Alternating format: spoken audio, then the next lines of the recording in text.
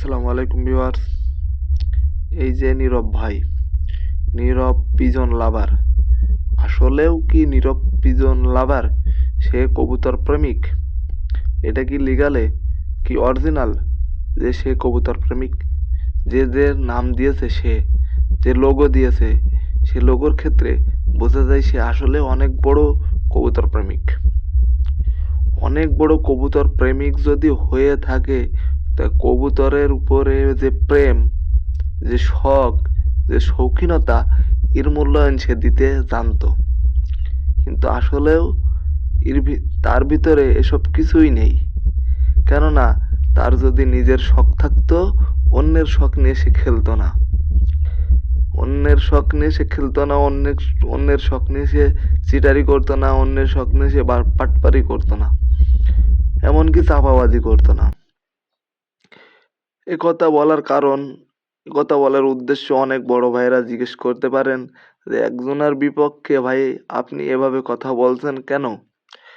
এই জন্যই বলছি যে আমার ঝিনাইদহ জেলাতে তিনি একজোড়া কবুতর দিয়েছেন, সেইগুলা উড়ে না, টসে নামালে বাসায় আসে না, হারাই যায়।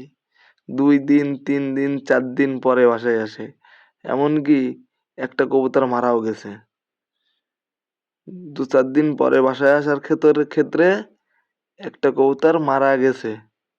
তাইলে এই যে একজোড়া কবুতরের দাম সে নিল 5,000 টাকা, নেওয়ার পরে একটা মানুষের কাছে তার শখের জিনিস যদি একটা মারা যায়, এমনকি যে শখ, যে রেসার কবুতর টসে নামাবো, বাসায় আসবে, একটা আনন্দ ফিল হবে নিজের ভিতরে, এই বিষয়টা যদি না হয়, তাইলে সে কি রেসার দিল? আপনারা একটু ভেবে বলিয়েন, বড় ভাইরা একটু ভেবে বলেন, দোহাই লাগে আপনারা একটু ভেবে বলেন যে এনার কাছ থেকে অবশ্য কবুতর নেওয়া কি উচিত হবে? আর এখন শখ নিয়ে যে খেলা খেলে, যে চিটারি করে, যে চাপাবাজি করে, আসলে কি এই বিষয়ে তার কোনো অধিকার আছে কি না? আমি অভিজ্ঞ লোকের কাছে, বড় ভাইদের কাছে জানতে চাচ্ছি। এখন এই বিষয়ে আমি একটা কথা বলছিলাম যে ভাই, আপনি টসের একটা ভিডিও দেন, নাই পেডিগ্রি দেন, না হলে এর যে প্রবীণ জেনারেশনের যে রেজাল্ট আছে, এর বাবা মায়ের যে রেজাল্ট আছে, তার একটা রেজাল্ট শিট দেন। কিন্তু তিনি কিছুই দিতে পারেননি। এই কমেন্টের কারণে আমার কমেন্ট সে ক্যাপশন করে একটা রিপ্লাই ভিডিও করেছে।